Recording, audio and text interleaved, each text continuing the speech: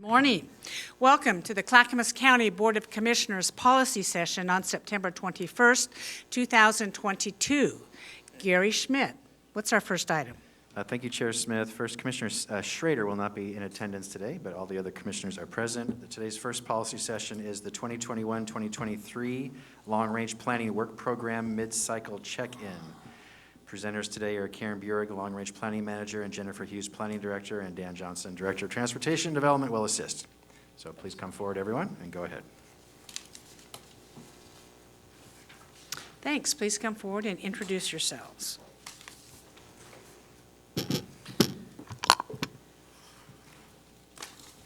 Good morning, Commissioners. Administrator Schmidt.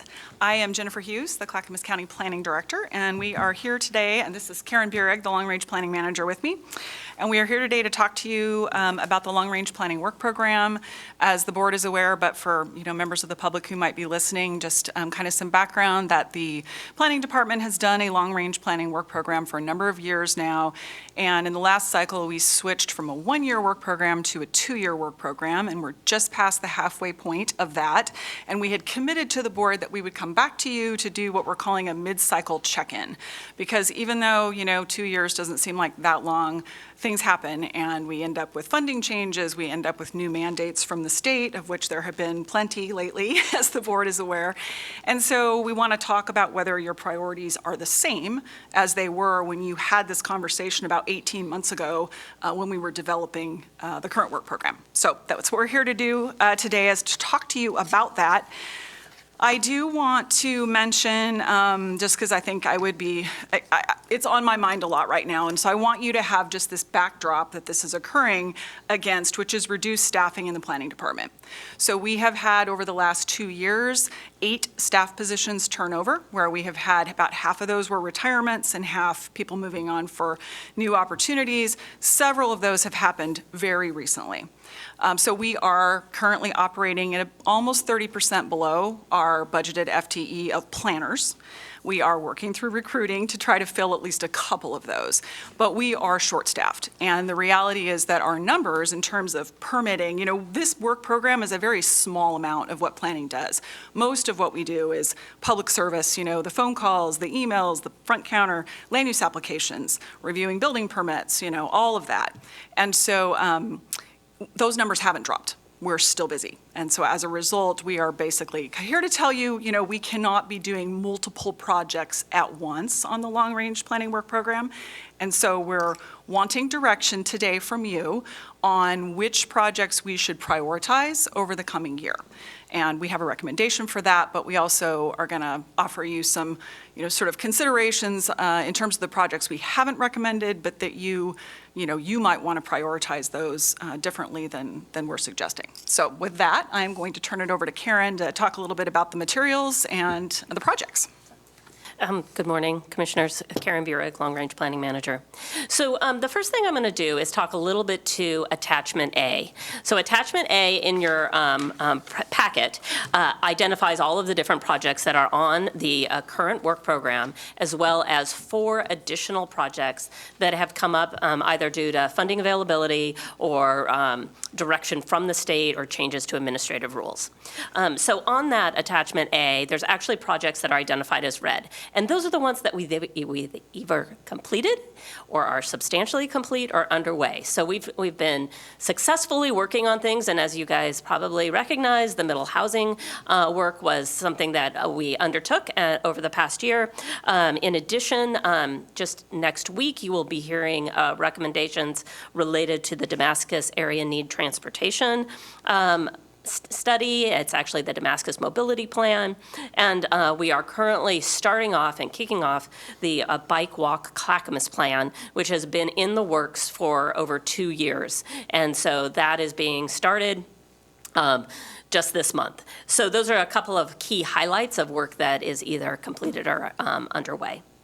So that means that there are 7 remaining projects on the Long Range Planning Work Program. And then in addition, as I noted, there are 4 4 new projects that are listed on that attachment A. And those 4 new projects are Sunrise Community Visioning Project. There is Climate-Friendly and Equitable Communities, Administrative Rule Implementation, psilocybin time, place, and manner regulations, and rural accessory dwelling units per Senate Bill 391. And so those are all kind of outlined in that attachment A, and there's a discussion within our policy sheet about those different projects. So one of the things, as mentioned by Jennifer, there have been staffing changes and staffing limitations in land use planning that impact the staff that are available to work on those projects. And most of our discussion today really is going to be around the long-range land use projects. There are both transportation projects and land use projects, but really the staffing piece impacts the land use side the most. So overall, and you'll see in the back of the packet with regards to the recommendation, there's kind of various pieces to it. It's about removing projects, delaying projects, and projects to focus on. So overall, the recommendation today is to remove 2 projects, delay 4 projects, and add 1 project to the work program. And then the board's going to talk about which projects from a list of 5 that hopefully the board can identify 2 of those that planning staff can work on and focus their time on over the next year. So as a part of that recommendation, the first thing I'd like to say is talk a little bit about the impacts to the transportation side. We are recommending removal of the Willamette River Crossing Study from the Transportation Planning Work Program and the addition of the Sunrise Community Visioning Project. So just a couple of highlights on that. The reasoning for that is there have been various conditions and other studies that were underway over the past year that kept us from moving forward with the Willamette River Crossing Study. So Oregon City had been doing a study related to a pedestrian bicycle bridge down at the south end of the corridor. We were concerned about kind of confusion between the projects. There also hasn't been a lot of conversation or changes in the direction that we've received from Lake Oswego around the project. And since we were not able to move forward with that project in the near term, we've been looking at moving. So that particular project had some funding associated with it. And we had been leaving it aside and not working on that project. We've been working to actually move that funding, since we were unable to move forward with that project, over the Jennings Avenue Sidewalk project so that we could kind of make that project whole.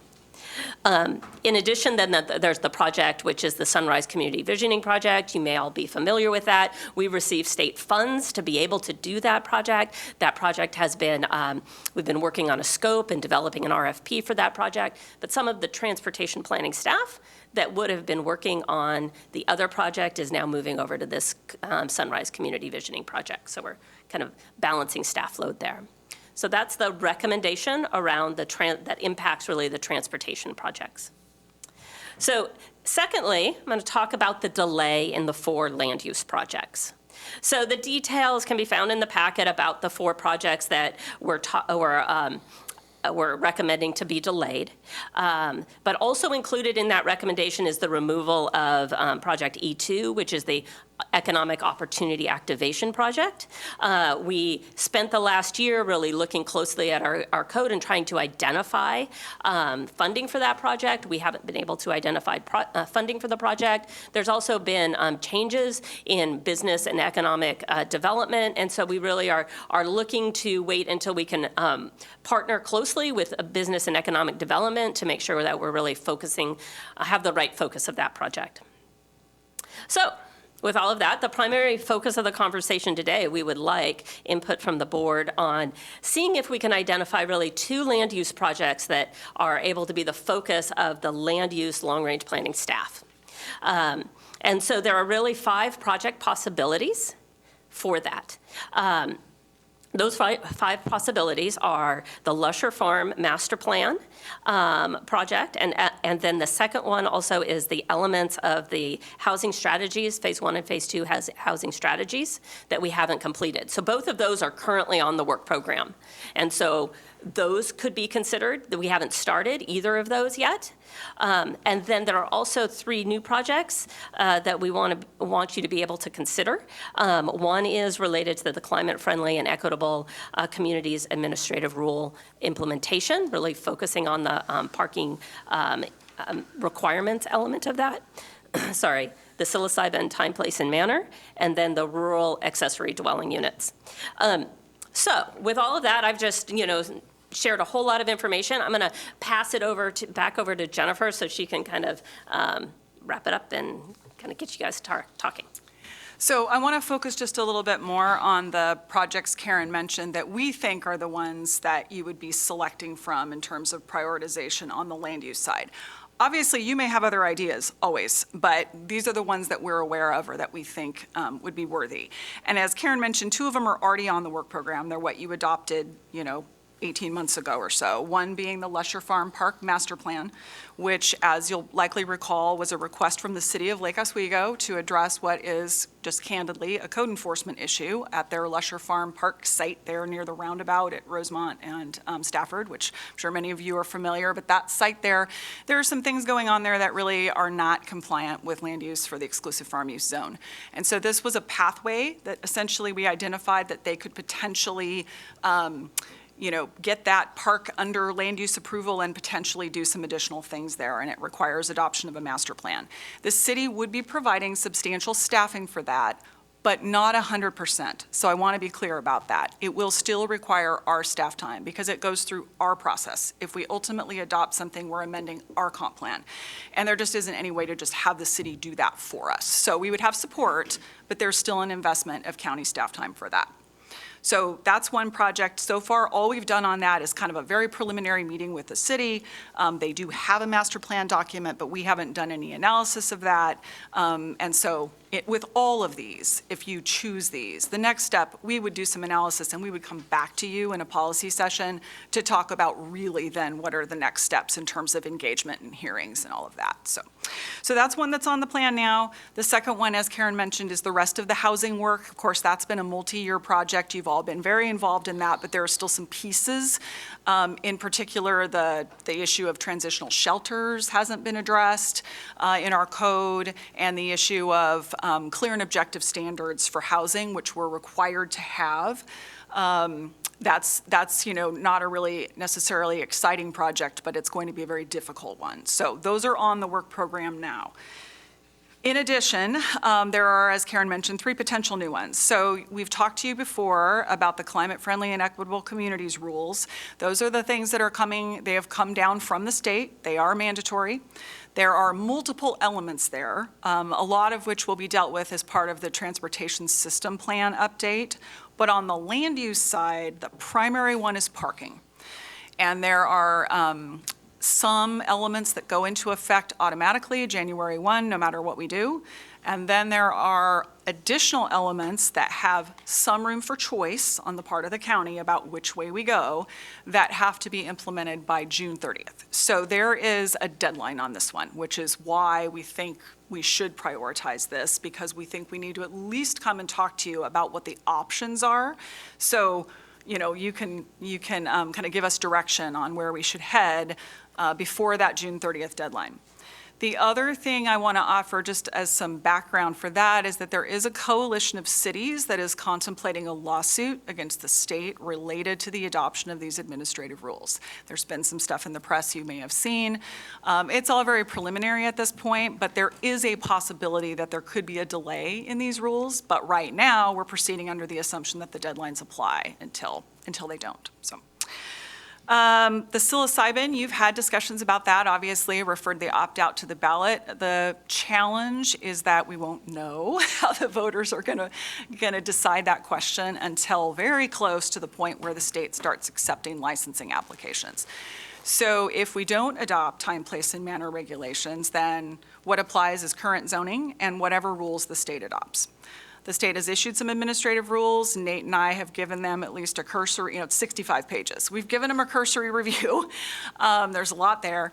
But if you want to do something to regulate psilocybin differently than just regular zoning, we would need to basically start now, figuring out how we do that and how we time it relative to the ballot measure. Because the state will start accepting licenses right after the new year.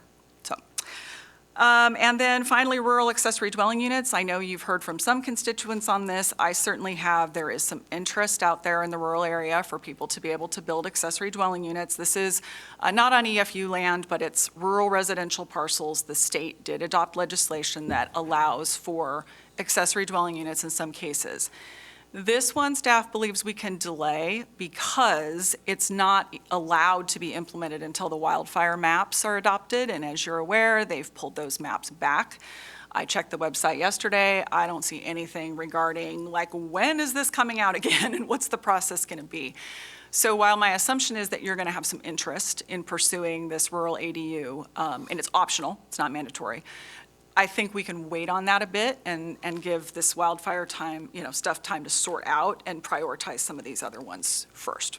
So that's where we are. I know it's a lot. Happy to answer questions. Our recommendation is option 2 in your packet, which I should probably read it, right? Thank you. Option 2, we are recommending that you remove projects T4, which is the Willamette River Crossing Study, and E2, which is the Economic Opportunity Activation, from the work program. Delay projects H1, which is Land Use Housing Strategies Phase 3, and the remaining elements from Phases 1 and 2. So that's clear and objective standards and transitional shelters. NR1, which is updating the comprehensive plan related to natural resources, and NR2, which is amending the flood hazard development overlay zone, and O2, which is completing the ZDO audit. And there's more detail about all of that in the packet if you have questions about that. And then add the Sunrise Community Visioning Project to the work program. And finally, identify the Lesher Farm Park Master Plan and the Climate Friendly and Equitable Communities Administrative Rule Implementation as the priority land use planning projects for the next year. So we'd be working on those 2. Thank you. I know you went over a lot of information in a short period of time. Hopefully commissioners have read this and asked questions. Of course, we're disappointed in that we cannot continue with some of the projects that were these boards' priorities. I, for one, understand the staffing issue is just not at Clackamas County. It's at all governments and private industry and business as well. So with that in mind, I know my commissioners would like to talk about this, of course. I'm going to respectfully ask that we end promptly today at 11 o'clock. If we're not able to reach a decision today, this is very complicated, we can bring it back and figure out more, because we really do need to stay on schedule with the other 2 policy sessions we have today. Commissioner Savas and then Commissioner Scholl. Yeah, well, thanks, Jennifer and Karen. Yeah, you dumped a lot on us. I did read the packet. And it's not all clear, so you did added some definition to some of this stuff for me. I appreciate that. So I have a couple questions for you and one for Gary as well, and that is for you, Jennifer. I was under the impression, honestly, from the get-go that the Lake Oswego Lusher Farm thing would be, we'd be whole, we'd be made whole, and we're not exactly. So is there anything that LACO is willing to do, whether it's compensation or even borrowing a person to help us with something else or something similar that they can loan us? I mean, I'm looking for something creative. If we're to move forward on it, I think we shouldn't be doing it at the detriment of other things that are of county priority. Sure. We have not had that kind of discussion with them. Potentially, they would be willing. I think the concern I would have is we have had, on a couple of occasions in the past, done like an intergovernmental arrangement with, say, like the city of Sandy, because they were doing an amendment to their urban growth boundary or population coordination, urban reserve work, that kind of thing, where they've paid us to do our piece, so they've sort of covered the cost. But that doesn't solve the problem that we don't have the staff. So we have nobody to assign to it. And I am, I guess, skeptical that their staff could sort of come in and run this process. I mean, essentially what that would mean is they'd be sitting here telling you, this is what we want, this is how it works, this is how the county comp plan would be amended, then we got to update the documents. You know, there's just, some of this is very internal. And the idea that we could have a city staff person or a consultant do that without at least our mentoring seems unlikely to me. So I think a commitment of our time is going to be necessary. And, you know, I'll be candid, there's going to be some opposition to this. I'm certain of it.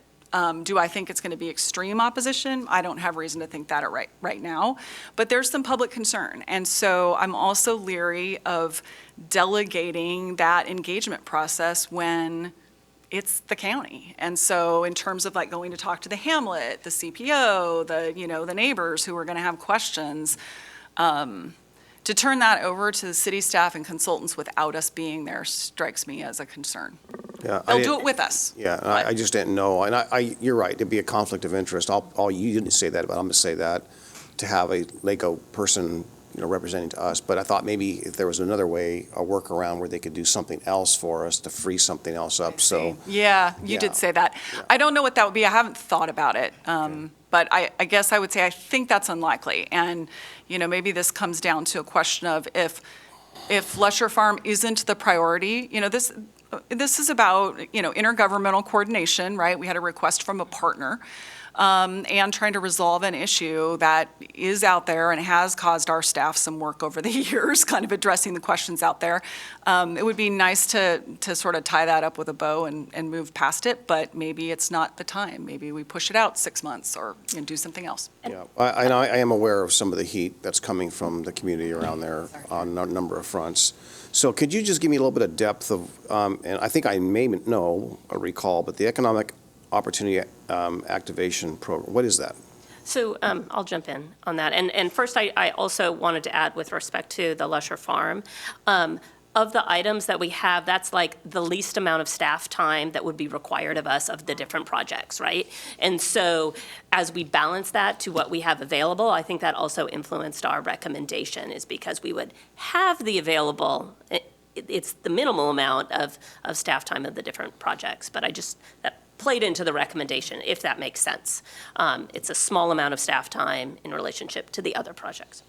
So with regards to the economic opportunity analysis, really when we came to you initially, it was this idea that, one, how could we look at particular areas of the county, such as the Clackamas Regional Center, and identify potential changes that would help support, like land use changes that would help support businesses and businesses in that area. It's kind of an example. We were hoping that we'd be able to get outside funding to be able to do that.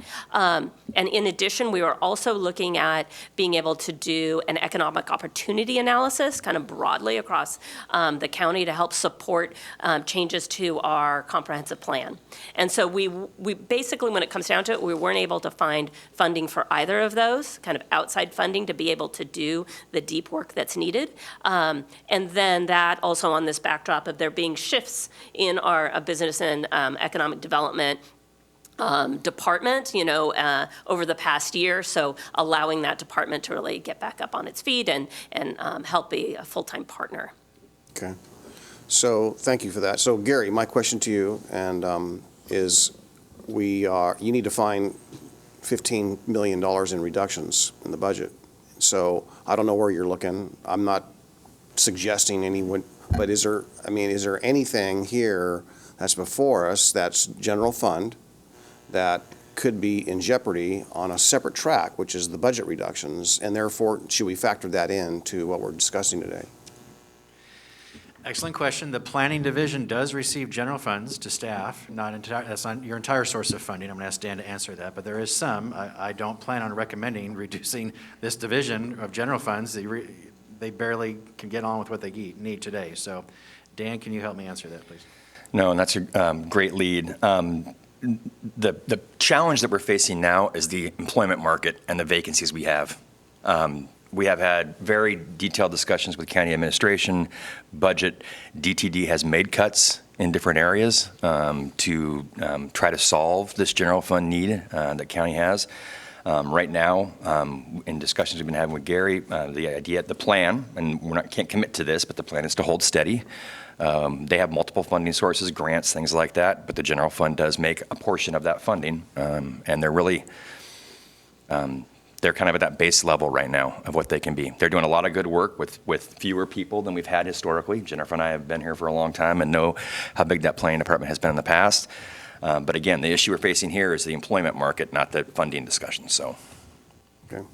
My last comment, and I'm done, and that is I'm just kind of concerned on this E2 economic opportunity activation, if it's a seed corn kind of a overlook, saying that, geez, if we don't stimulate our economy, we're hurting ourselves.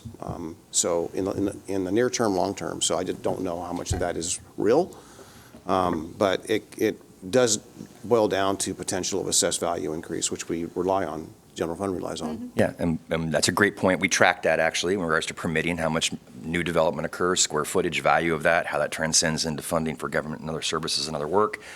But I really want to highlight on the last point that Karen made. We're talking delay, not dead. And that discussion, I think, really needs to materialize. I mean, we'll probably come back once this Office of Economic Development gets fully established, where they've been in this transition period, and they'll be great partners in that. And I think that we can rekindle a discussion about obstacles they may see within our code, and we're willing to come to the table in regards to that. Is that it, Paul? Okay. Real quick before my commissioners, so if we do this, decide not to do and accept your recommendation, are we still able to service the people that walk through the door with their permit in hand? I want to build this. We are statutorily required to do that. And that is, when you look at Jennifer and the great work that her program is doing, that is a priority. Timelines are established. There are requirements we have for processing certain permits, expectations. I suppose something that I hear in the community, how long it takes to get a building permit. And I don't know if that's true today as it was, let's say, a year ago when things were just like, in a fevered pitch. So if I was to build a home on approved land, how long is my permit approval going to take? Well, it depends. Are you moving a manufactured home on there? We'll issue the permit in a day. I'm building If you're building a 10,000 square foot house, it's going to take a little bit longer. Right now, I don't have the exact numbers, and if you're asking that, I want to be correct on that. It depends on the complexity of the project. I heard 6 weeks at one time. We strive to make it as quick as possible. You're not committing, are you now, Dan? You're asking me for a quote. And you're like, Don't worry. You're gainfully employed. Don't worry. So Commissioner Scholl and then Commissioner Fisher. Yeah, good morning, Karen, Jennifer, and Dan. This is a real complicated question you have before us today, because what we do on this long-term planning is going to dictate what it's going to be like to live and work and drive in Clackamas County in 5 years or 10 years. The things that my constituents talk to me about as their concerns when it comes to planning is, what are we doing to increase the potential for new houses? What are we doing to increase potential for new land to attract business? And what are we doing to alleviate congestion on our roads? So on your recommendation, your option 2, remove the T4 Willamette River crossing. I concur with that. Add the transportation project, T6 Sunrise Community Vision Project. I really think that's important. But I have a question for you, and I know you talked about it a little bit earlier, but I want to make sure I understand this. You want to identify the Lusher Farm Master Plan and the T7 climate-friendly and equitable communities as a priority for the next year, but you want to delay the H1 land use housing strategy, phase 3. Just so I know, could you please explain why you want to delay the H1 housing strategy and and put the Lusher Farms and T7 in a priority position? I think it's a combination of two things.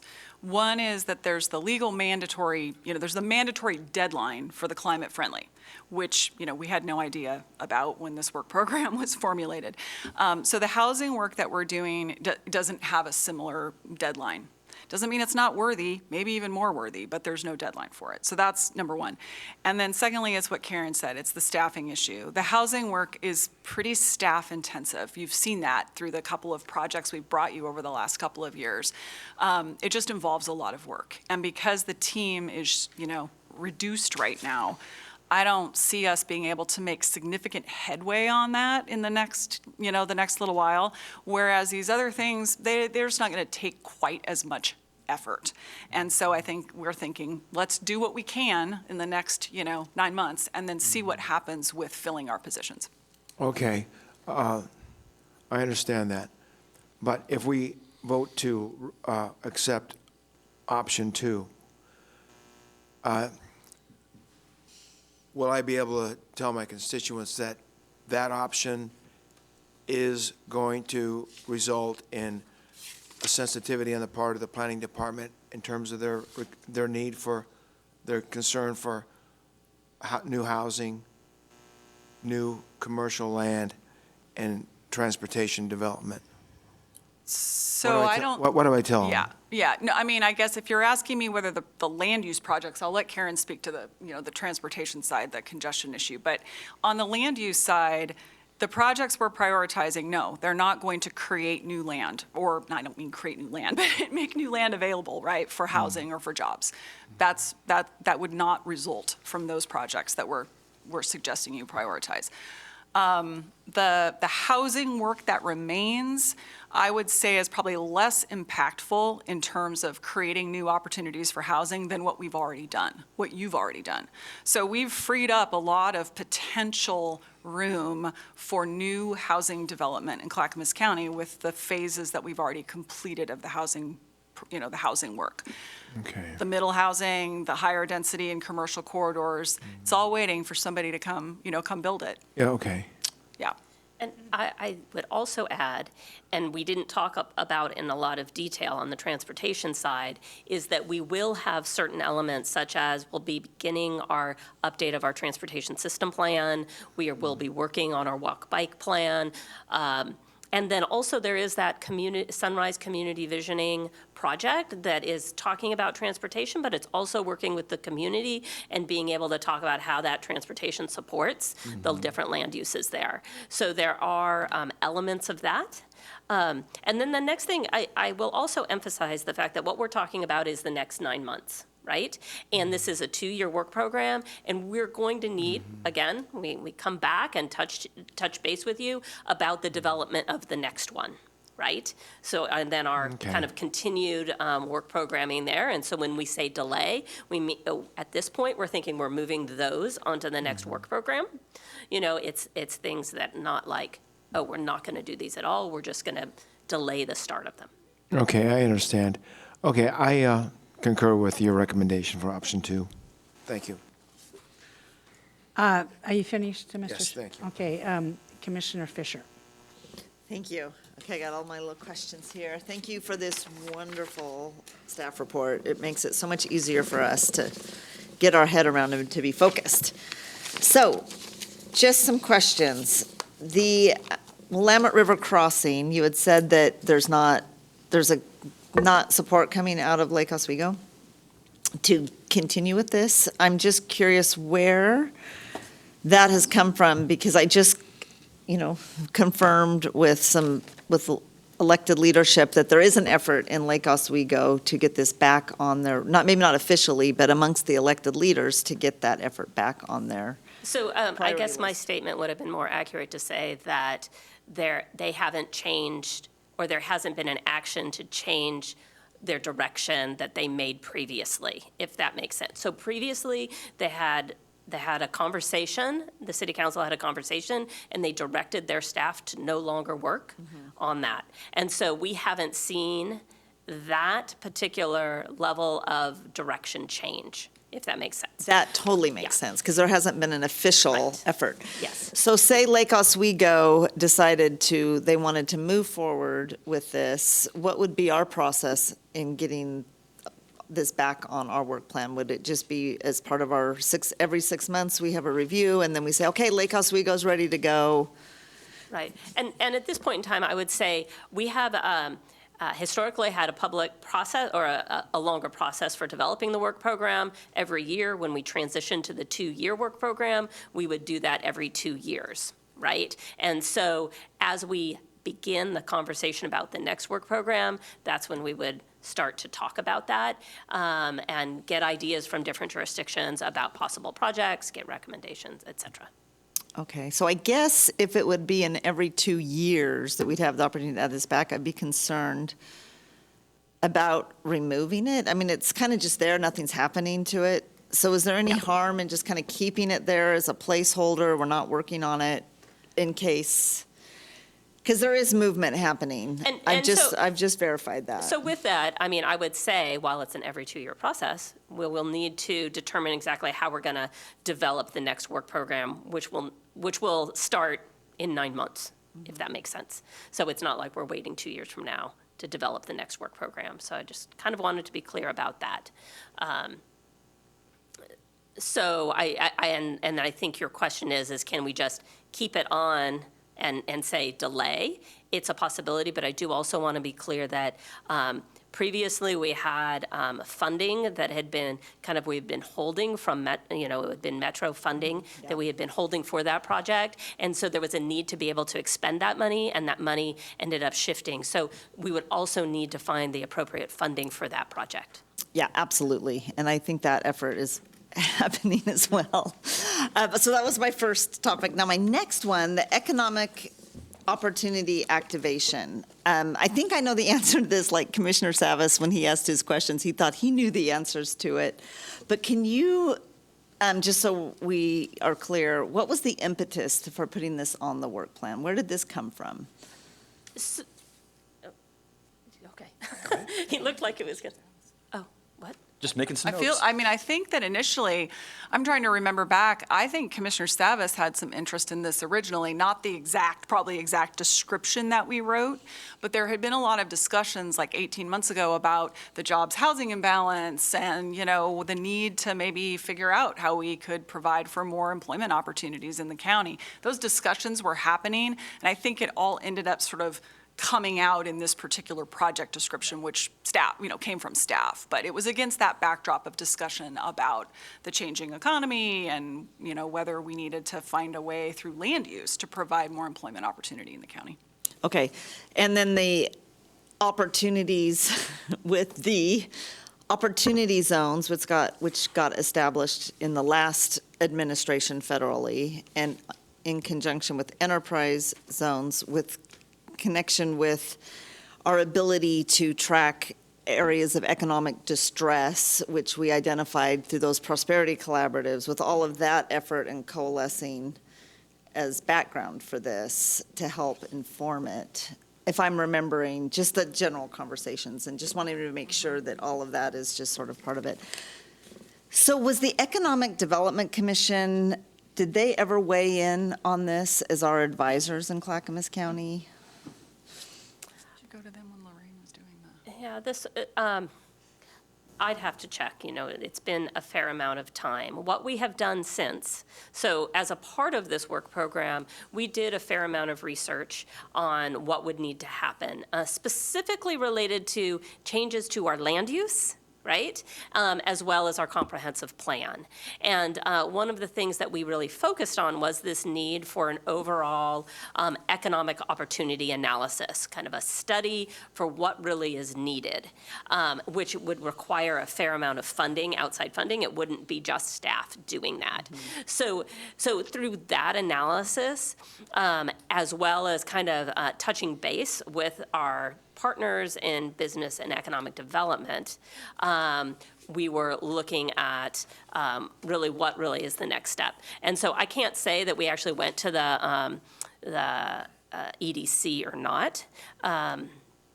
But that's my recollection. We really came to the conclusion that we needed to be able to have partnership, the staff level commitment from business and community services to be partners with us for any type of economic development project that we needed. And it was probably best to wait for that. Mm-hmm. Yeah, that's helpful. Thank you. Okay, more questions. So there's a lot of talking around the political challenges with Lusher Farms. What do you anticipate them to be? If I need to word that differently, I'm happy to. No. But isn't it just that the use of Lusher Farms there's somewhat of a commercial use, that's contrary to what the zoning currently allows? Is that the controversy? What do we need to do here? The besides issue, pickleball? Yeah, which I hear a whole which lot is about. not going to happen on that site, most likely under state law. And I think the latest article that I read in the paper seemed to say that the city was not actually going to look at that site specifically for the pickleball. Okay. But yeah, so it's complicated because the site's zoned exclusive farm use. So even though the city owns it, it's not in the city limits, it's not in the urban growth boundary, and yet it's been operating as a city park for a couple of decades. And they have tried various land use options under the EFU zoning. They have tried, they put feelers out to do an urban growth boundary amendment, and they got an unfavorable recommendation from Metro staff to adding that site to the urban growth boundary, so they pulled it back. So it isn't that they haven't tried, but there's just been sort of these dead ends in terms of options over the years. So the only option that we've been able to identify is that in EFU zoning, you can have a local park if you adopt a parks master plan into your comp plan. So it's very specific. That's something that we as you as a legislative body, we as a county have to do that. It isn't something that, Lake Oswego can just submit a private application to do that. So that's the technicality that needs to happen, is we need to amend our comp plan to say this is the master plan for that park. Even though the city's going to operate it, it's under our comp plan because it's in our jurisdiction. The complexity, there's a couple of sort of complexities on top of that. One is that they're limited in the types of park uses they can have. Because it's EFU, for instance, they could not do softball or baseball fields. They cannot have developed that level of intensity on what is currently a rural property. So part of this analysis, our first step really is going to be to go to the city and basically say, you have this master plan, now have your parks planner analyze for us how all these uses that you want fit within the administrative rule of what you can have in EFU. That's step number one. The second complexity is public perception. So I don't really know how the community at large feels about that facility. I know that there have been some limited contacts with the county from rural residents who are concerned about traffic at the roundabout, about the fact that the city's operating what amounts to sort of an urban city park in the county. So I expect we will hear some of that. But because we haven't done any official outreach, it's just been very anecdotal at this point. Okay, that helps. Thank you. And the pickleball's not going to be happening in Lusher Farms? I don't think so. The latest article, or at least not on the part in the county. Yeah. Maybe the part that's in the city, because part of it is in the city. There's, some of that facility is in the city. Yeah, that's so controversial. Okay, my last little bit of question about the housing strategies. You're suggesting that delay projects H1, land use housing strategies, Phase 3, and the remaining elements from Phase 1 and 2, clear objective standards, and transitional shelters. Could you describe a little more precisely I know that we did a lot in our zoning to incentivize housing development, and we looked at parking, we looked at a lot of things, and we passed 5 out of the 6 recommendations that came out of the task force. So I got it, that we completed all that, which was amazing. Thank you very much.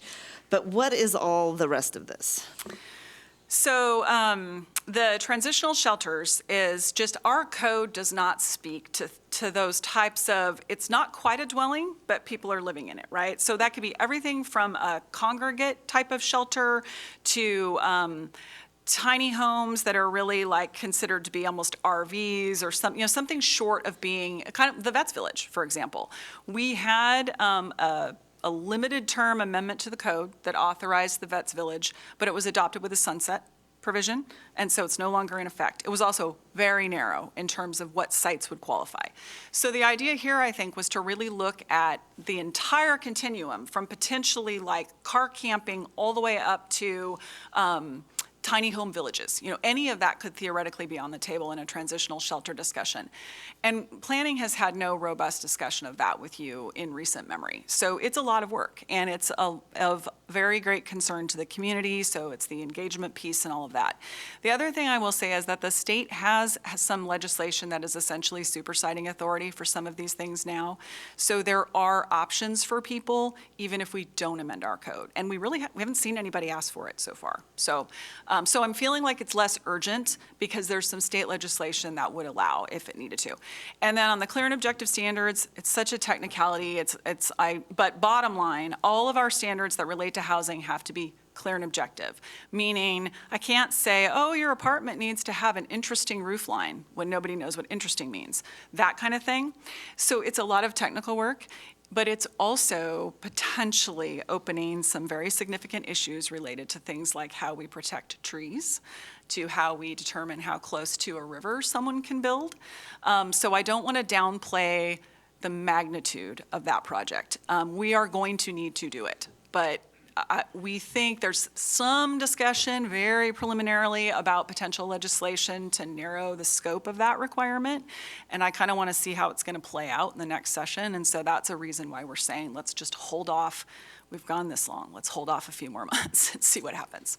Okay, and my last question. So you mentioned the legislation from the state that allows us the supersiding. Is there anything, are we coordinated at all with H3S? Because we're putting together a whole continuum of sheltering. Is there anything in where we're looking at going that will not be allowed under the state legislation?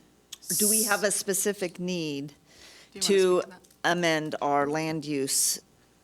And I know we haven't discussed it all as a board yet, but I know that there's a lot going on, and I also know that there's integration between our departments in looking at all of this, so. To answer your question, yes, we have the Administrators Affordable Housing Task Force we're working and collaborating on. And I want to make sure that we're clear, the legislative superseding authority, you've already acted on that. You've already established a process in that identifies criteria that our planning staff would review any request against. And that is in place right now. And so I don't see any obstacles to those. They being H3S would have to apply like any other entity and have it reviewed consistent with those criteria the board established. But there shouldn't be an obstacle to that approval I'm aware of, unless there's some site relative issue that comes forward. Okay, so it's okay that we delay any of our specific Clackamas County work on land use planning on that issue. Okay, thank you. Thank you, Chair Smith, for allowing me to ask all those questions. I'm worn out from your questions. I don't know about staff. Just three quick things.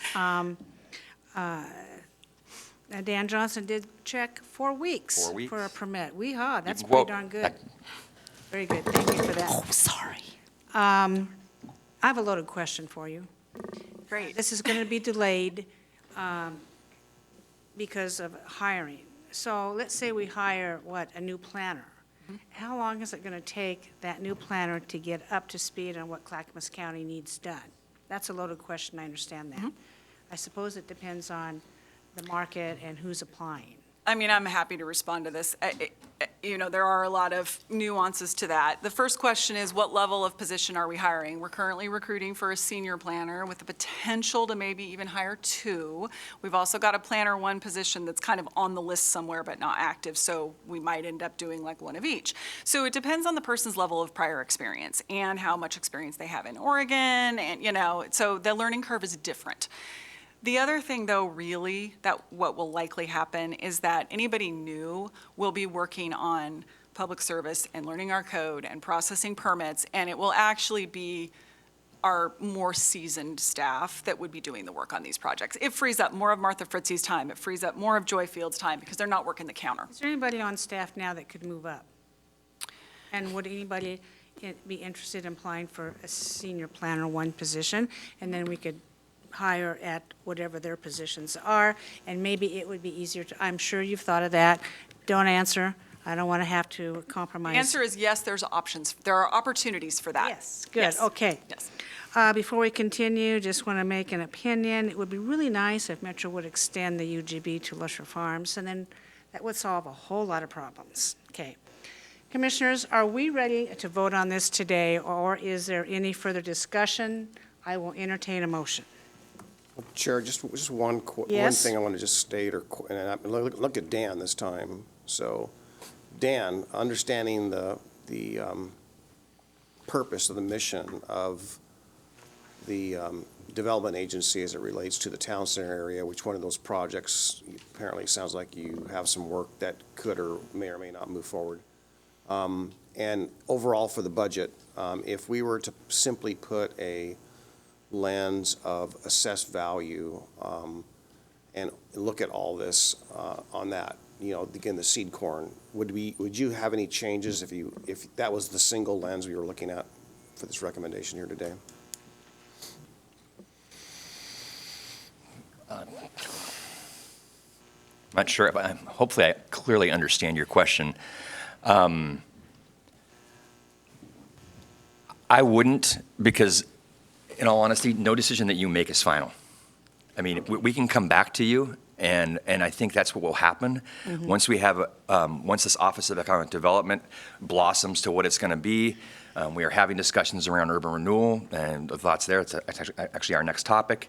I think that we will be back in front of this board having a discussion around some economic development incentive or program or adjustments to our code at some future date.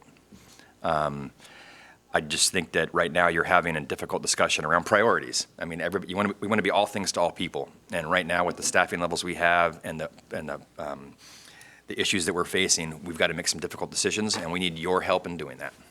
That's just one I just struggle with. Yeah. To be honest with you. Yep. Again, I'm just thinking about the future, and I'm thinking about all the work that we have spent, on monies we spent and time we spent on moving that forward. And it ties into, to some degree, ties into the Sunrise Corridor aspect as well. Yeah, and I think there's going to be discussions at a future date once the Office of Economic Development comes forward to talk, because Commissioner Fisher was talking about programs that are out there, like the strategic investment in the zones and all those natures.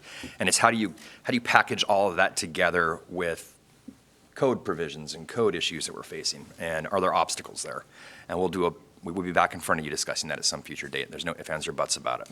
Okay. This is not an easy decision, but I'll go ahead and move to accept the staff's recommendation of option 2.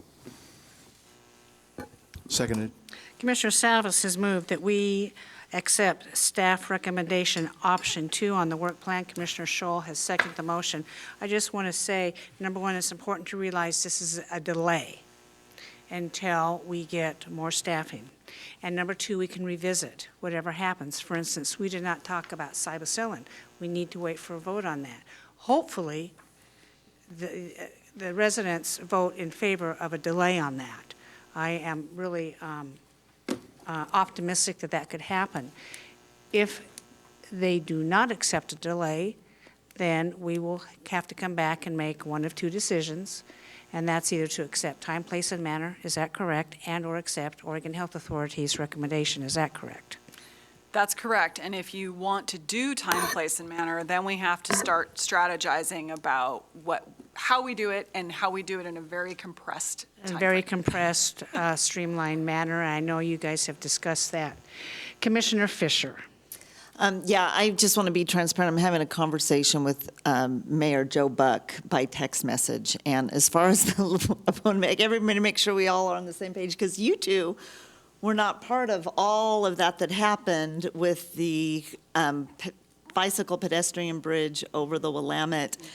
And this commission didn't get the chance to weigh in and make a decision, have a decision point, because Lake Oswego pulled it before we had a chance to really review everything. But Okay. I'm going to go ahead and support this today. I was potentially going to ask for an amendment, but Mayor Buck doesn't think within the next 2 years, that's not going to tee off from their end. So we are good in taking that off. We need to put it back on. If they take the lead and want to do that, then we can bring it back. Okay, thank you. Uh-huh. Any other comments before we take a vote? Seeing none, Tony, would you please take the poll? Commissioner Fisher, Aye. Commissioner Scholl, Aye. Commissioner Savas, Aye. Chair Smith. Aye, motion passes 4-0. Thank you, staff, for presenting this. I'm sure we'll be back. Thank you. Gary, we're 5 minutes ahead of schedule. Wee-haw. Would you like to start the next session? Are folks here? Yes. I will go ahead, yes. All right, the next policy session is modification to the Clackamas Industrial Area Urban Renewal Plan. Dan Johnson, Director of Transportation and Development, and David Queener, Development Agency Program Supervisor, will present. Go ahead, please. Thank you so much. Chair, I'll take the lead. Dave is here to answer any of the more detailed questions because he's the brainchild behind all this. The packet's full of a lot of information, but I want to make sure we're crystal clear. The only request before you today is direction on, do you want to modify the plan, the Clackamas Industrial Area Plan, or not? Staff has had a lot of discussions, and it relates around two different specific items, one of which is partnerships with the fire district that the county has had over the years. Some of you are familiar with that, that investment program that we had with some of our overlapping taxing districts back, it must have been about 10 years ago, give or take. And then secondly is a discussion around the disposition of land. So the plan dictates how and why or the parameters in which the Urban Renewal Authority can dispose of land and for what purposes. So let's talk about the fire district just briefly.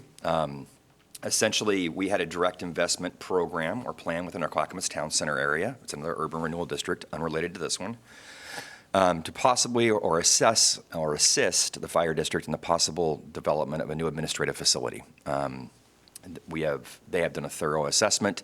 They have actually spent some of those funds. We had a funding agreement with them.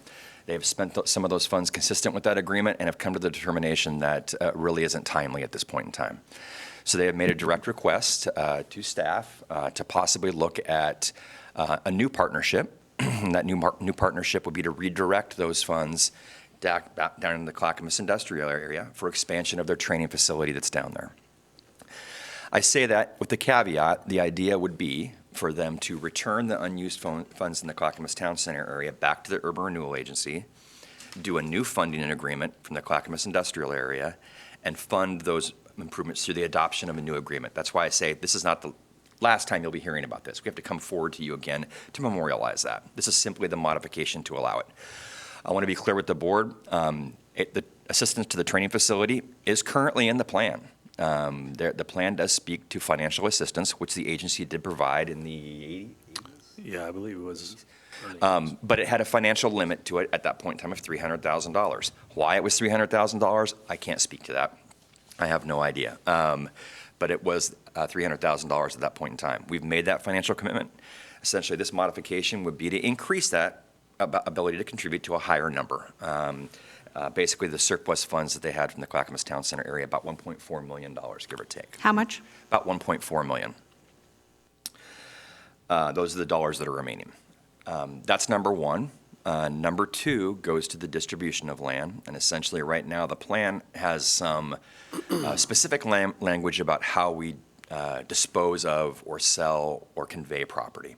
And essentially, all this would be doing is expanding that authority to convey property for other purposes. As you can see in here, it's around those discussions with H3S and or other entities that want to provide some sheltering services or things of that nature in our industrial area. And this amendment would allow the ability for the agency to convey to a variety of entities who may want to be looking to site one of those projects or products in the industrial area.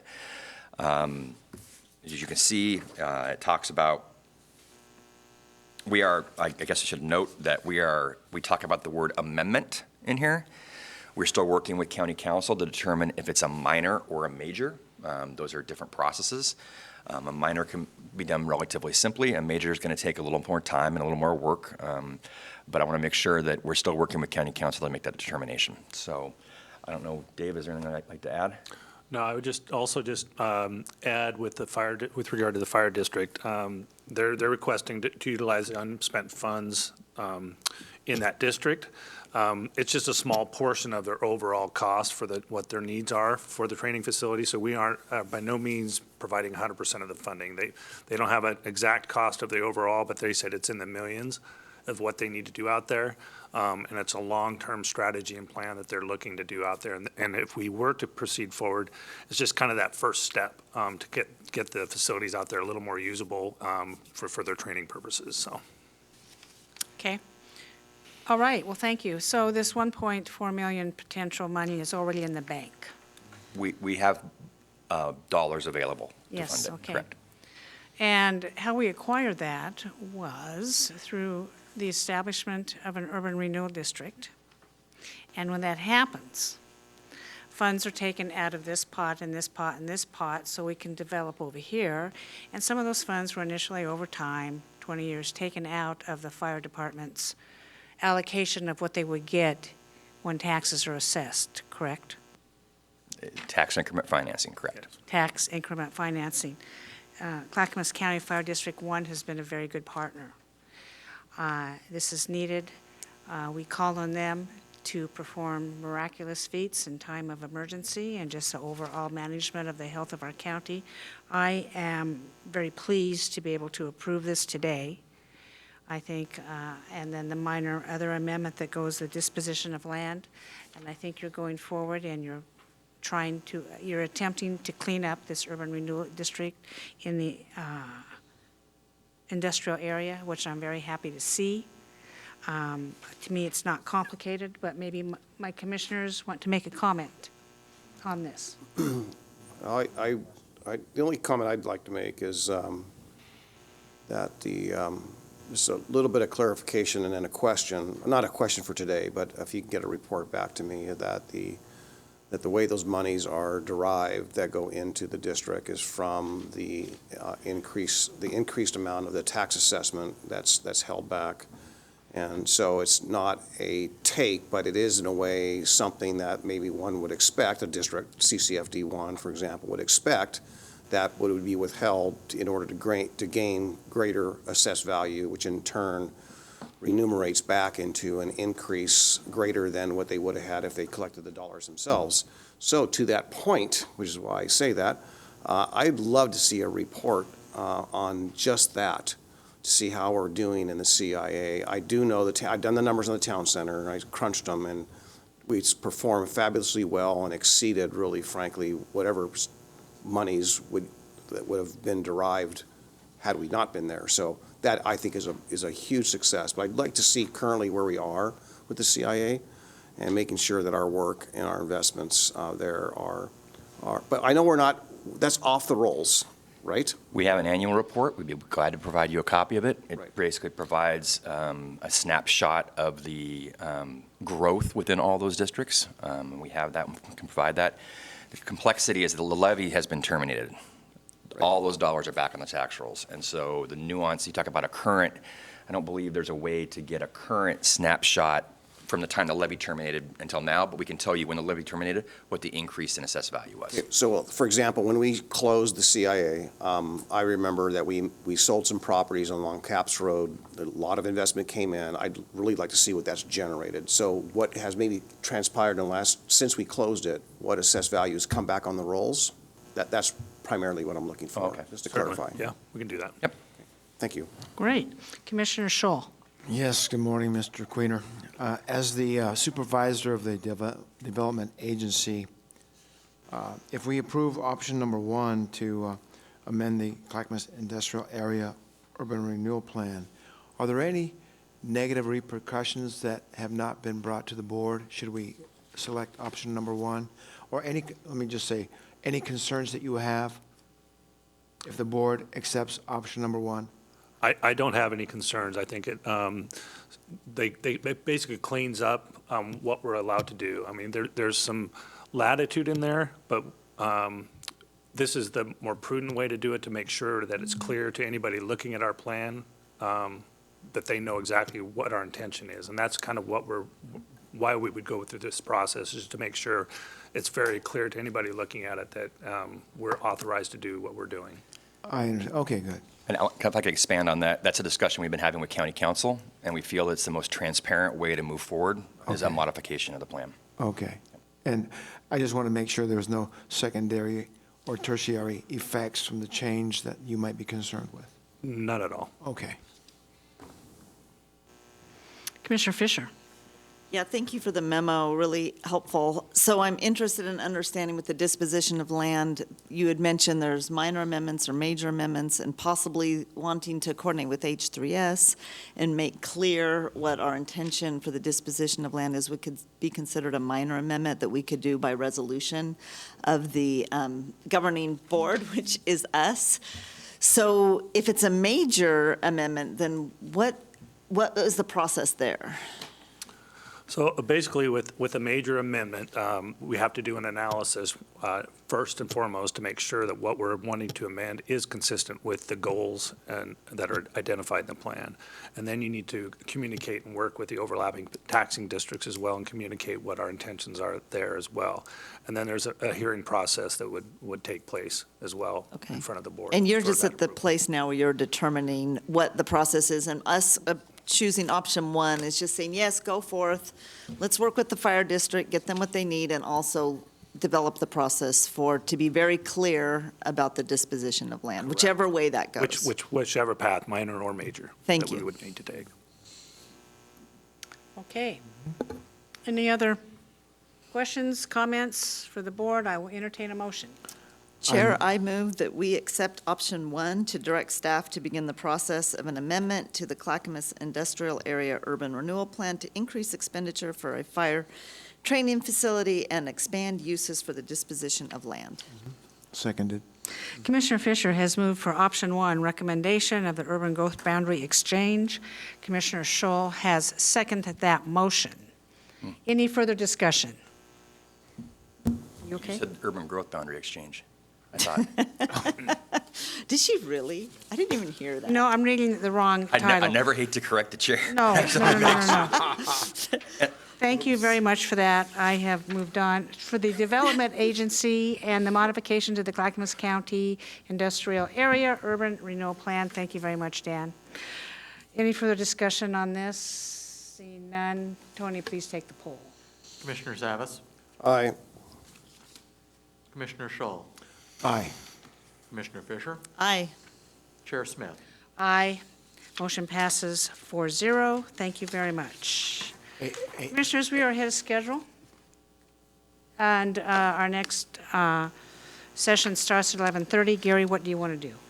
We are expecting guests from Metro, so I suggest we take a short recess because our guests aren't here yet. That would be fine. I see some people who have walked into the room. Oh, I'm sorry, they are here now if you'd like We to. have, not everybody's here. We do have coffee and water available up here, should you need some. Okay?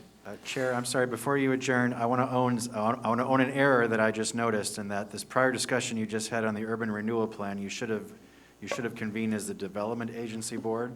I didn't think of it, and Dan didn't think of it until 5 seconds ago. You did not make a formal decision today, you just gave direction to staff. So when you do make the formal decision at a business meeting, obviously you'll convene as the Development Agency Board. You know, we have time to go back and redo it if But it's I an issue. apologize, Commissioners, I totally spaced on this. It's all right. If you like, you can, I think we're going to go back. We have time. okay. Oh. right, So we will recess as the Board of County Commissioners and convene as a development agency. I will now accept a motion.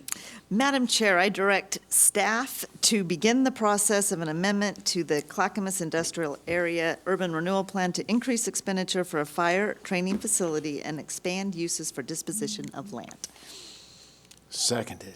Commissioner Fisher has made a motion to accept the recommendation of the Clackamas Industrial Area disposition of property and tax abatement, whatever you want to call that. And Commissioner Scholl has seconded that motion. Any further discussion? Seeing none, Tony, please take the poll. Commissioner Savas, Aye. Commissioner Scholl, Aye. Commissioner Fisher, Aye. Chair Smith. Aye, motion passes 4-0. We will now recess as a development agency and convene as the Board of County Commissioners. We will recess until approximately 11:25 when our guests have convened. Thank you very much.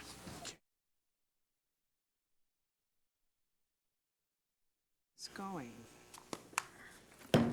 Welcome back to the Clackamas County Board of Commissioners Policy Session. Informational meeting on Metro Urban Growth Boundary Exchange, September 21st, 2022. Gary Schmidt, what's up? Thank you, Chair Smith. So yes, this policy session is Metro Urban Growth Boundary Exchange.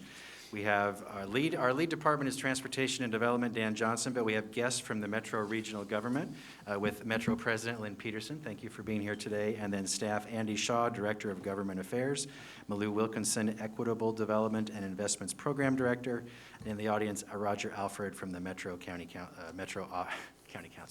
Council's office. Sorry, habit. So Dan will kick it off, and then our guest will go. Thank you. Great. Thank you so much. As again, we are simply the lead in the discussion, so I want to turn over the time, because time is of the essence, to our guests that have joined us today. So with that, Thank you. Go ahead, please introduce yourself. Yes, Lynn Peterson, Oregon Metro Council President. Thank you for having us here today. It is much appreciated, and I wanted to make sure that we came and you understood how important your voice is in this process. We want to make sure that the entire region is progressing forward as we make big decisions. So in late 2021, the City of Tigard submitted a proposal under our new mid-cycle review process requesting that the Metro Council expand the urban growth boundary to incorporate the River Terrace 2.0 urban reserve area. That proposal is to add 500 acres to facilitate more housing development. Their focus in particular is on the missing middle housing that includes duplexes, townhouses, triplexes, fourplexes, and cottage clusters. In March 2022, Metro COO Marisa Madrigal shared her recommendation to the Metro Council to add the River Terrace 2.0 area as proposed by the City of Tigard, but through a UGB exchange instead of the mid-cycle review. The UGB exchange process is different than a mid-cycle UGB expansion. This process would add the River Terrace 2.0 to the UGB and remove a comparable amount of buildable land elsewhere in the region that has not been developed yet. As you'll hear, this approach is consistent with Metro's focus on city readiness in its growth management decisions, which has been a long-standing agreement amongst the cities, the counties, and Metro on how to actually proceed forward in a successful way, having seen other methods not work as well. So it's a great opportunity. We know we have enough land. We're not just using it in the most effective way. So when we add land to the UGB, the intention is that it produces housing and jobs. The proposal from Tigard would do that. However, in order to grow housing and jobs in Tigard, we also need to do an exchange. As we look towards the swap, I was eager to make sure that people in the potential swap areas had a chance to share their feedback and concerns about the exchange, which is why, again, we're here today. Here with me today, you have already been introduced, Director Andy Shaw and Malou. They will describe in more detail the land exchange process that the council has requested. So with that, I'll hand it over to our team. We'll have short remarks and then answer any of your questions. Thank you. Go ahead, please introduce yourself. Thank you. So Andy Shaw, I'm actually right now the Interim Director of Planning, Development, and Research, and will return to my government affairs role once we have recruited successfully a new Director of Planning, Development, and Research. We do have a brief PowerPoint, but we've been asked to go through that quickly so we can get to discussion. So if it's okay to pull that up, we do have some maps that I think are instructive to talk about the process that we've gone through. I'll just start off saying we've really shifted our focus regionally to looking at readiness, to shifting the conversation from more academic look at whether we need land to expand onto versus what cities are actually ready to accommodate development. Is that slideshow? I do have it up, yes. So, I can't see it. Okay. If we could go to the third slide, I think. It's up now. This one? Yes, thank you. The third slide shows we see success in the development of housing in places that have done good planning, that have found the resources for infrastructure, that have worked with their community to support growth and development. So those spikes that you see on that map are where we've seen a lot of housing development over time. And you can see downtown Portland really producing a lot, Happy Valley, Wilsonville, Hillsborough, some other places around the region. But the lesson there is planning, preparing, and getting the infrastructure resources identified, mapping out the costs is really what leads to the development of housing. And on the next slide, this one shows expansions over time. Thank you. Thank you for the visual aid. This shows expansions over time. We, as the council president noted, we've learned a lot over the last 2 decades in urban growth management and what works, what doesn't work, and that's really what's led us to a focus on readiness. What cities have the plans and have the support locally and have proposals for infrastructure and are looking at how expansion areas fit into and knit into existing communities, that's really the place that we're looking for growth outward and supporting the growth that we're going to see on the inside. Back to that earlier map, the spike, you see that a lot of the housing that we're seeing realized is in existing areas, but with the shortage of housing we have, we're trying to pull out all the stops to find new market housing in existing areas, new multifamily housing is in existing areas, as well as expansion areas that we can accommodate with our process. With that, I think let's just move to the Tigard proposal. We're not here to pitch the Tigard proposal. We are receiving it as Metro and reviewing it. But in order to accommodate it, we're looking at this exchange process as a new, more nimble way to approach the question. So we'll talk a little bit about the proposal and then more about our review of the UGB exchange process. So I think I'll take it from Please here. introduce yourself. Malou Wilkinson. I'm the Equitable Development and Investment Program Director at Metro. And I am going to go over the bulk of our presentation. I'll make it as fast as I can. So next slide, please. So I just wanted to give a quick summary. You heard much of it from Council President Peterson, but the Tigard River Terrace 2.0 is a proposal that would include, it comes in at about 20 units per acre. It's 500 gross acres, 350 buildable acres. It would get around between 3,000 and 4,500 housing units. That, as Council President Peterson said, includes a mix of housing types focused on the missing middle. It also would include 3 commercial nodes, 1 employment area, and a number of parks and natural areas that help protect the natural resources. Next slide, please. So you can see here the map. This map in green, you see the rural reserves. In blue are the urban reserves. And the red circle shows you where Tigard River Terrace 2.0 is in the region. And as Council President Peterson said, this proposed UGB exchange is a new tool that we haven't used in this region, but it is authorized under state law. And one of the key components is that the amount of land inside the UGB stays the same, which is where we're focused on 350 buildable acres coming in and 350 buildable acres somewhere else being removed from the UGB, focusing on the readiness of land for development. Next slide, please.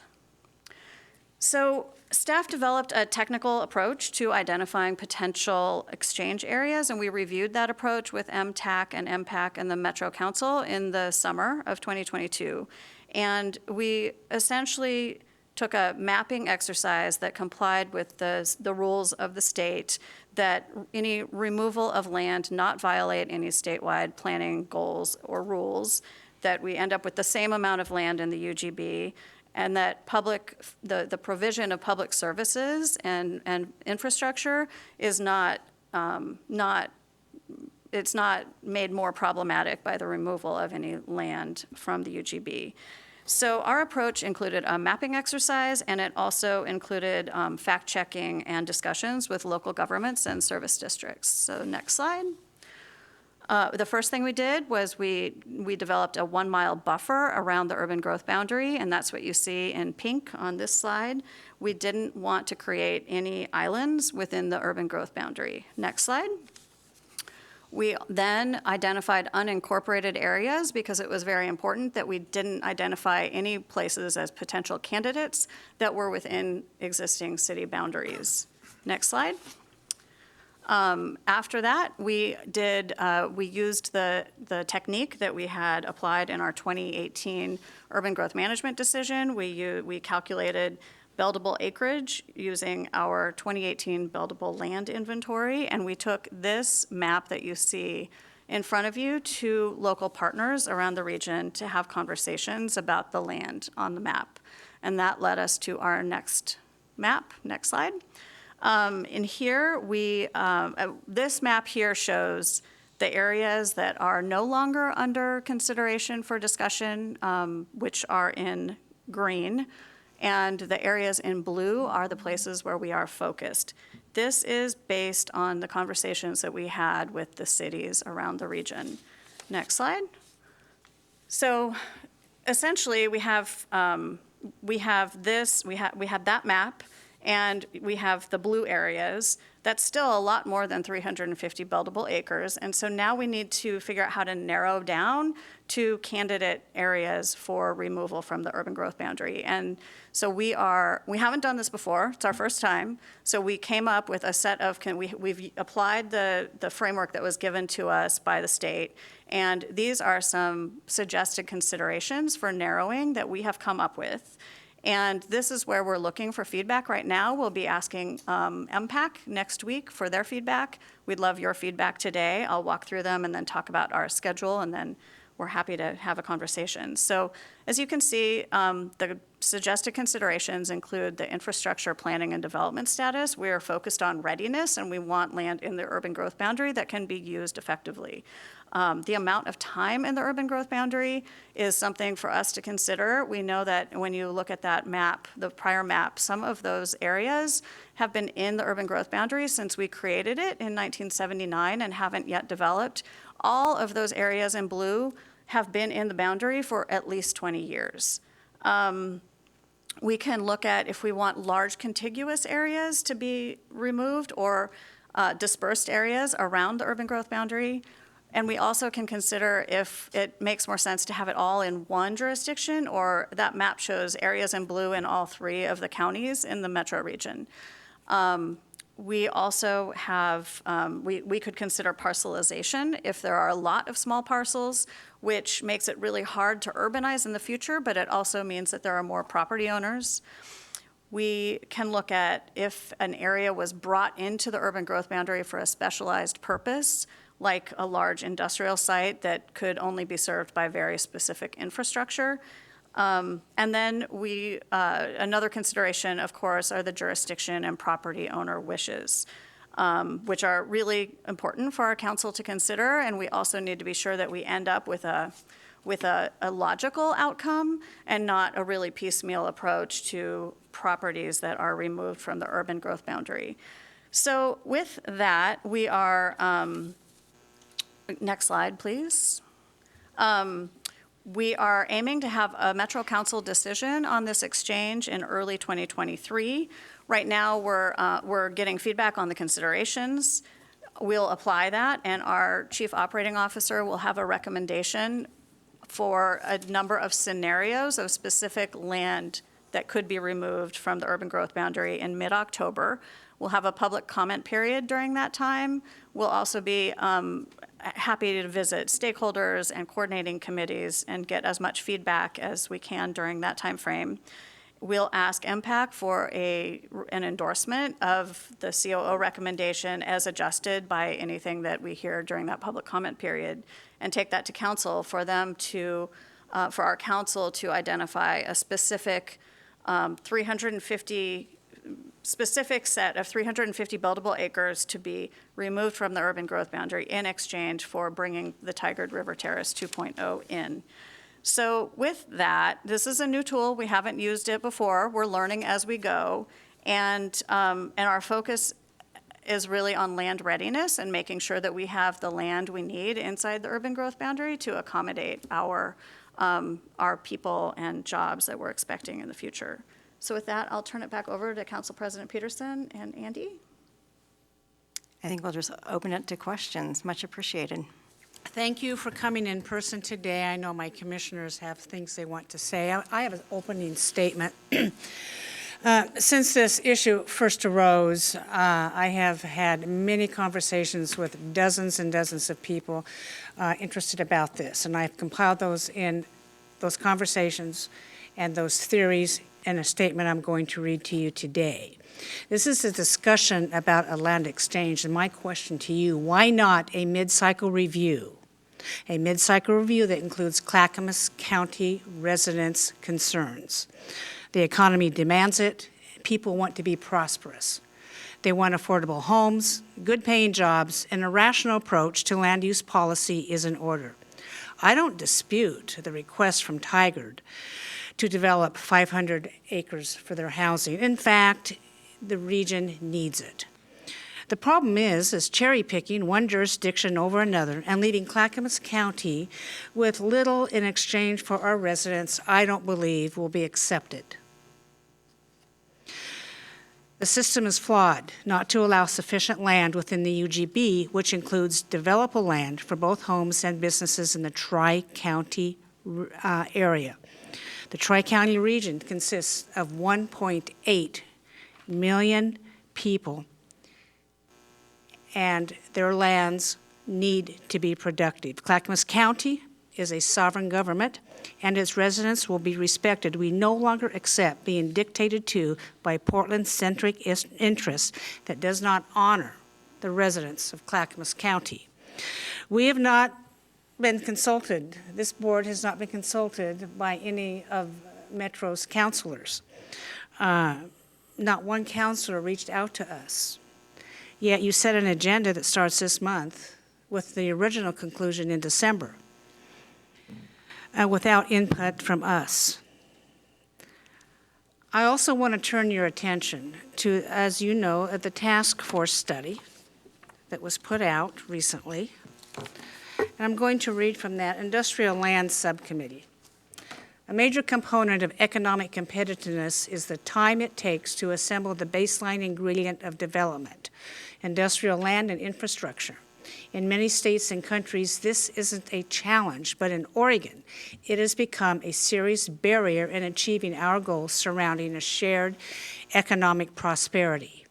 Oregon is on the cusp of 1990s-like semiconductor boom, when billions were invested and industry employment more than doubled. That boom was facilitated by 2,000 acres of industrial land. This subcommittee found that Oregon faces a serious shortage of available, developed, ready, large industrial sites relative to the 1990s-like demand. Left unaddressed, the shortage presents a critical threat to Oregon's semiconductor industry and competitiveness, and I would add other jobs as well. Ever since the ill-fated decision to include 10,000 acres in the Damascus area under urban reserves land that was done decades ago, Clackamas County has been crippled, as you know, in its ability to attract businesses and industry that the state of Oregon cries for. We have large, flat, easily accessible lands. However, most of those lands remain in the archaic rural reserves designation. If land is taken out of the urban reserves or urban rural reserves in Clackamas County, it needs to be substituted for like land. And why can't we work together to achieve a mutual satisfactory result where we all can win and not favor one jurisdiction over another? And we can discuss this later. Do you have any comments? Yes, and thank you for those comments. It's helpful. I think starting at the last point you made with the industrial land and the task force, I sat on that. Andy was my alternate. Metro Council signed off on it. We are in complete agreement that this region is in a deficit. We're in a housing crisis, as well as we have industrial land inside our urban growth boundary, including in Clackamas County, that is essentially a moratorium. We need investment by the state to get all of our industrial land ready, right? We have a problem, and we need a state partner that's going to do that. So when we were sitting at the table, we were actually defending your land in Clackamas County, as well as the growth. That both of these things need to happen, and they need to happen as soon as possible, and we do need a state partner in order to do that. We need the tax incentives, we need the workforce development programs, and we need the infrastructure investment. And the state is the only one that's going to help us out of this situation. So I think we're completely in agreement with you on that and have been defending a lot of the acreage within Clackamas County specifically, mostly because I was at the table. Because I know every part of what you're trying to do, so I appreciate it.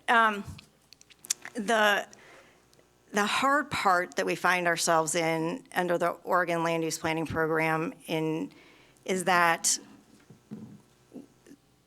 you had asked why not a mid-cycle review. A mid-cycle review would not allow us to take advantage of the Tiger 2.0 proposal. Because under that, it shows no need for housing, but you and I both know we have a crisis, right? So we're trying to find a way to move that forward and everybody else forward as we go into the 2024 urban growth boundary expansion discussion, where you have a council that's very open to the conversation about looking at the need for industrial land in the future as well as more housing development. So we are here, we stand ready, we find ourselves in an interesting situation, and we are appreciative of the understanding that you have towards what we're trying to achieve for the greater good of the region at this moment, but we know that there's even more that we need to do going into 2024.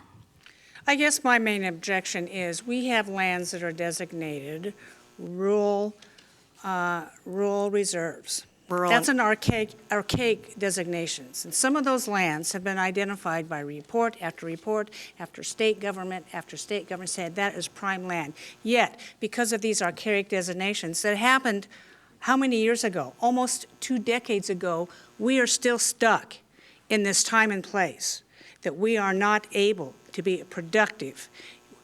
You can have all the workforce you want in the microchip study. You can have all the R&D. You can have the top people. You can have everything that you want. If you don't have developable jobs land, we don't have anything, and we will have one business after another leaving the bounds of Oregon. Additionally, I think, and a lot of people would agree with me, that this situation we're in land use is self-imposed by government.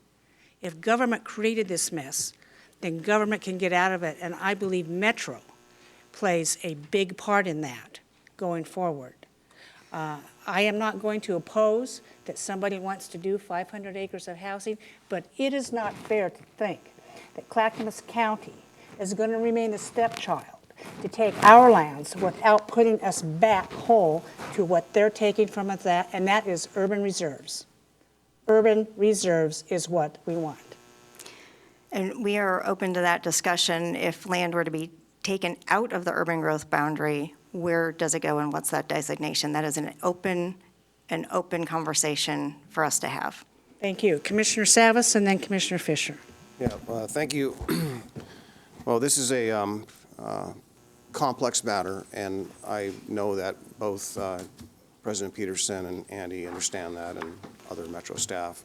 I don't know that we've actually had a deep conversation amongst us to know where we all individually stand, but I'm going to say that, I agree with the principle. I see this as a take, okay? I see this as really not consistent with past expansions or mid-cycle processes by Metro. I expected, frankly, a detailed letter from the jurisdiction of Metro to us, to the Board of County Commissioners, saying we're about to embark on this, or we have this request. I have no heartburn with Tigard and their ask. I have no heartburn with the development folks that are behind this and trying to develop these. So there's no harm there. And it's my understanding that they didn't come up with this idea of taking the land from Clackamas County. It was Metro, okay? So, no harm there on the Washington County side. However, it's a take.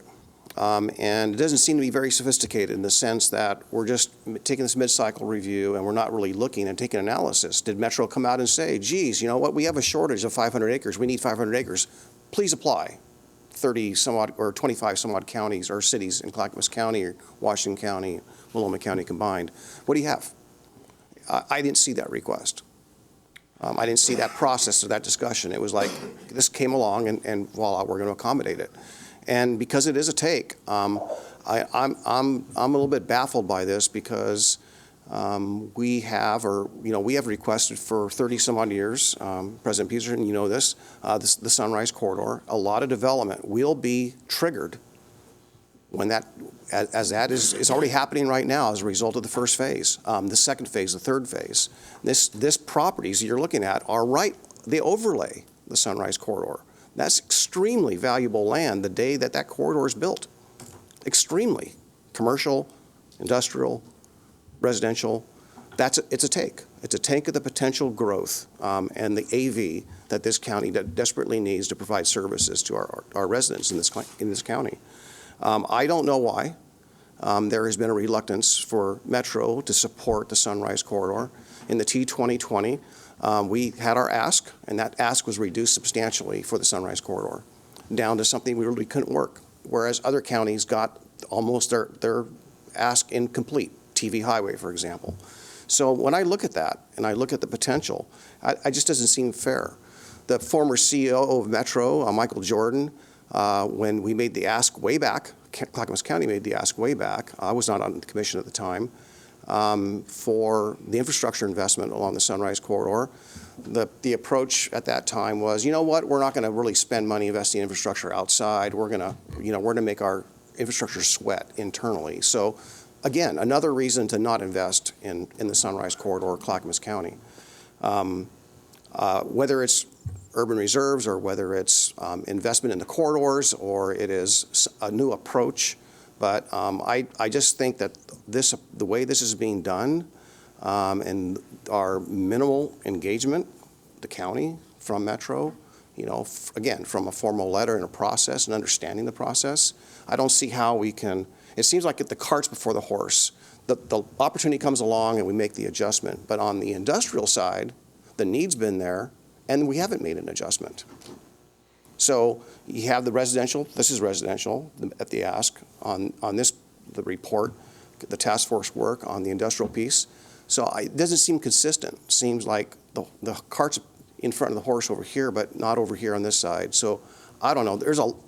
I'm trying to condense my comments because it's so complex, and maybe you're picking up on what I'm trying to convey here. Mm-hmm. But frankly, I really think that there needs to be some kind of a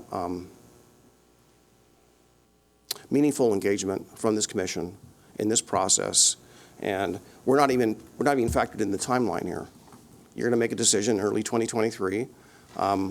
Where's our opportunity to engage? Commissioner Savas, thank you. I want to let you know that this last several months for all of us, between the pandemic and all the work that you have been doing, pedal to the metal on affordable housing, and every winter storm and fire, there was an informal request that I think got lost in communications. And no blame to anybody. Sometimes this happens, especially during this last time period that we've all been under a lot of stress, but there was an informal request to come before you, and I just want to acknowledge that.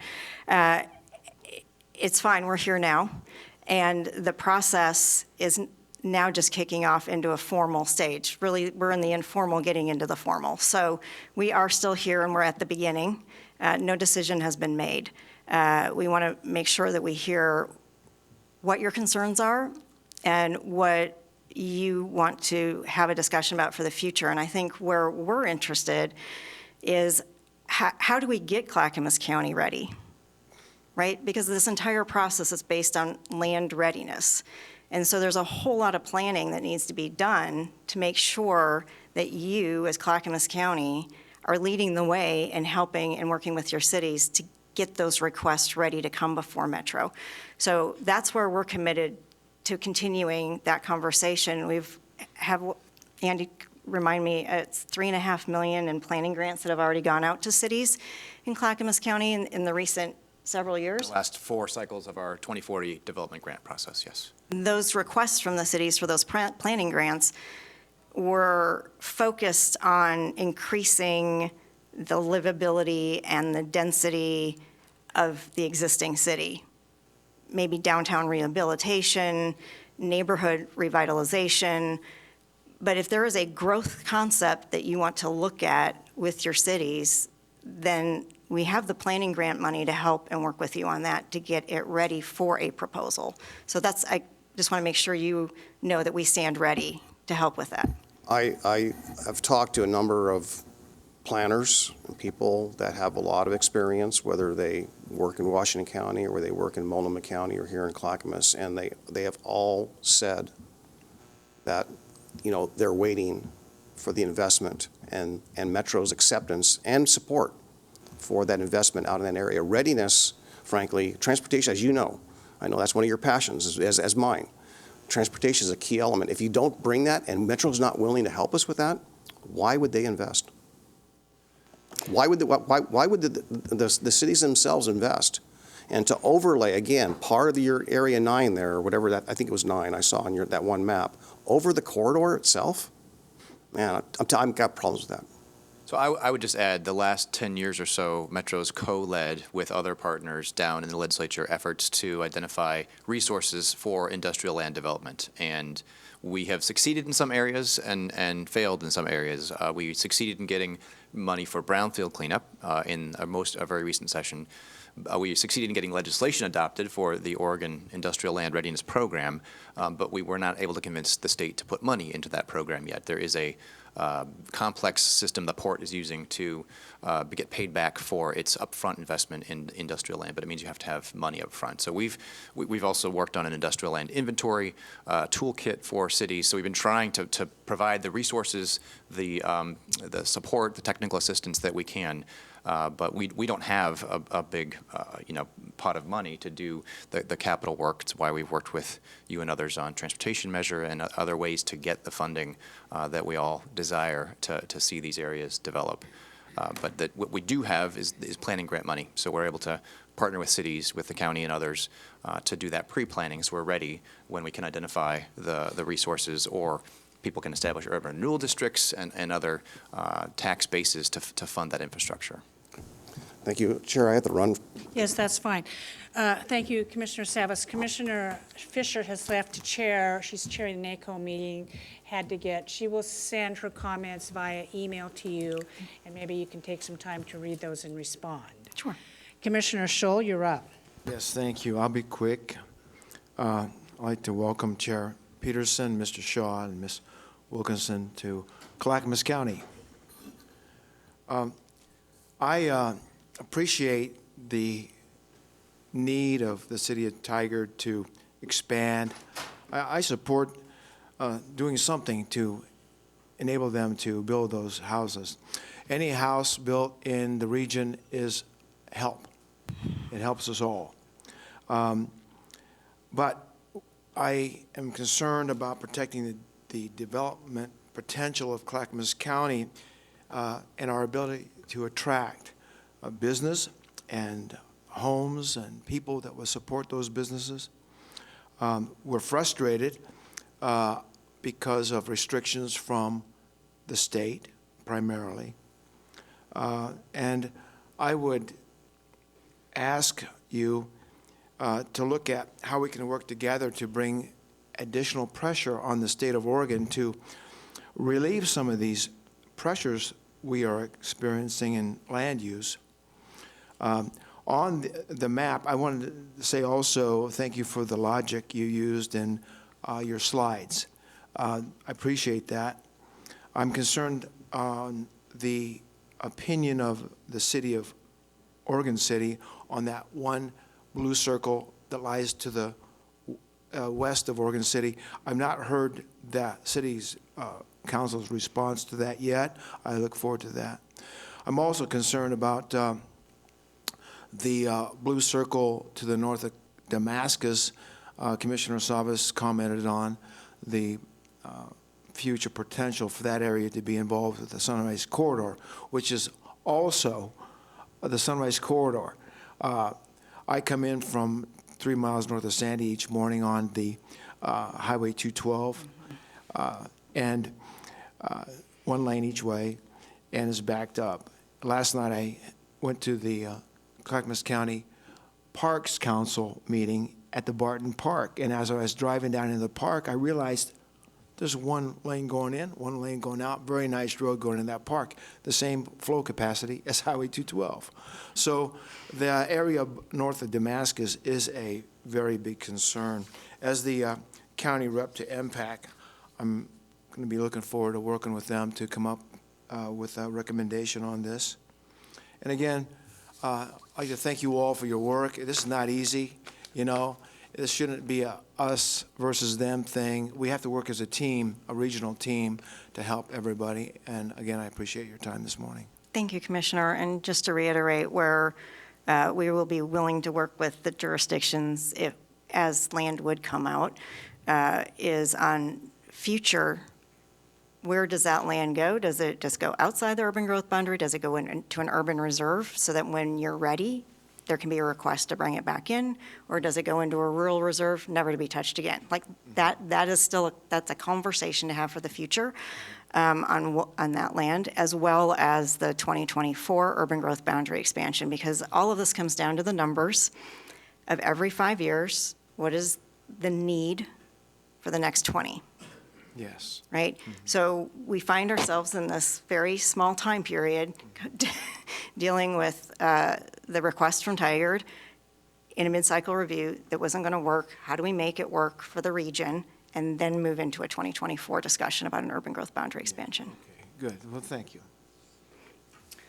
I want to thank you for coming here today. This is probably the end of this discussion. It's a very good start. I want to continue these discussions because I think we need to make the case that Clackamas County does not need to be left out of this, even though another jurisdiction wants to expand.